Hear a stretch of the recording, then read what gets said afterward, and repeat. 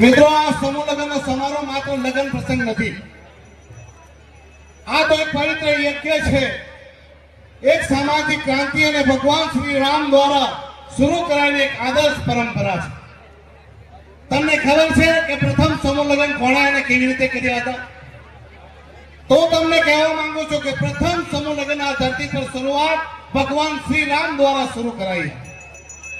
તમે સૌ જાણતા હશો કે જ્યારે ભગવાન શ્રી રામે સ્વયંવર જીત્યો હતો ત્યારે એમને એકલા લગ્ન નહીં કર્યા હતા, પરંતુ ચારે ભાઈઓએ એક સાથે એક મંડપમાં એક મુહૂર્તમાં લગ્ન કર્યા હતા. અને કહેવાય છે કે આ દિવ્ય પરંપરા ભગવાન શ્રી રામ દ્વારા શરૂ કરાઈ હતી. આજે આ સમૂહ લગ્નના પાવન અવસરમાં આજે જેટલા પણ પરિવારો જોડાઈ રહ્યા છે, આ નવ દંપતી જે શરૂઆત કરવા જઈ રહી છે, એમને ભગવાન શ્રી રામનો આશીર્વાદ જાણતા જાણતા પણ એમને મળી રહ્યો છે અને એમને ખૂબ ખૂબ આશીર્વાદ મળશે. આજે આ સમૂહ લગ્નની પરંપરા આજના સમયની માંગ છે. આજે સમૂહ લગ્ન એક વૈકલ્પિક પ્રથા નથી, એ ગરીબો માટેની જ વ્યવસ્થા નથી, આ સમજદાર લોકો માટેની વ્યવસ્થા છે. આજે આપણે જોઈ રહ્યા છીએ કે લગ્નના પછાડી આંધળાઓની જેમ આપણે ખર્ચા કરીએ છીએ. આજે લગ્ન કરતા પહેલા નવી નવી રીત રિવાજો શરૂ કરાવી છે. આજે લગ્ન એક જ વર્ષમાં થાય તો પણ એક સાથે સાથે એન્ગેજમેન્ટ, પ્રી વેડિંગ, સાથે પાછું સંગીતનો કાર્યક્રમ, હલ્દીનો કાર્યક્રમ અને પાછા કપડા નવા નવા, એક વાર પહેરેલું કપડું પાછું પહેરવાનું નહીં.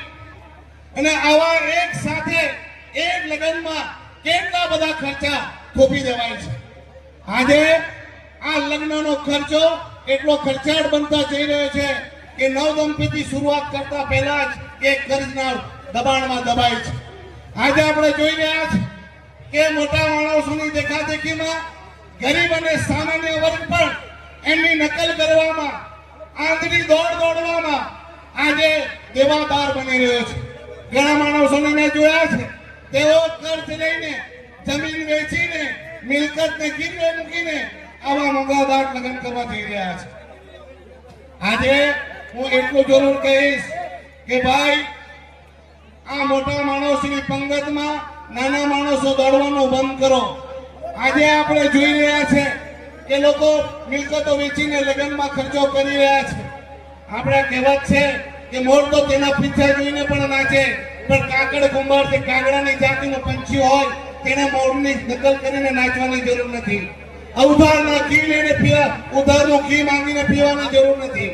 આજે જે સમાજ અધોગતિ તરફ જઈ રહ્યો છે એને બચાવવાની જવાબદારી કોની છે? આજે મોટા માણસોની, શ્રીમંતોની, પ્રતિષ્ઠિત લોકોની.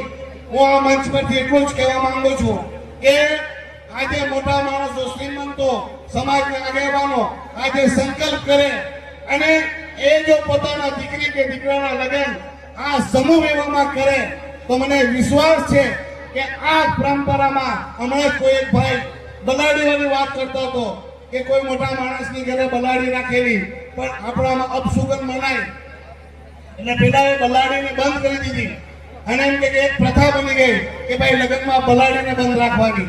એમ જો આ નાનો માણસ અને ગરીબ માણસ તો મોટાની નકલ કરે, મોટા જ માણસો જો નક્કી કરે કે અમારા લગ્ન સમૂહ લગ્નમાં જ થશે અમારા દીકરી દીકરાના, તો આ ગરીબ પણ, સામાન્ય વર્ગ પણ આ સમૂહ લગ્નમાં જ લગ્ન કરે અને એક નવી પ્રથા થાય અને સમાજમાં ક્રાંતિ થાય. એટલે શરૂઆત આપણા લોકોએ કરવી જોઈએ, મોટા માણસોએ કરવી જોઈએ. અને આ શીખવું હોય તો અમારા દીવથી શીખો. અમારા દીવમાં એક સાથે 300 જેટલા લગ્ન થાય એક વર્ષે.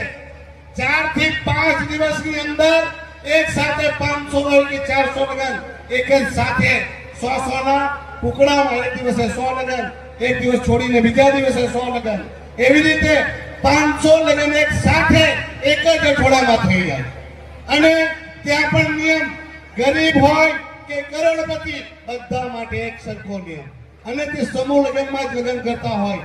આ પ્રથા જો આખા કોળી સમાજમાં આવી જાય તો તમે વિચાર કરો કેટલો આપણો ફાયદો થઈ જાય. તે 5-7 મહિના સુધી વિવિધ લગ્નોમાં દોડાદોડ થાય એ સમય બચી જાય. કપડાના ખર્ચા બચી જાય અને લગ્નમાં જે 20-12 ખર્ચો થતો હોય તે પણ બચી જાય.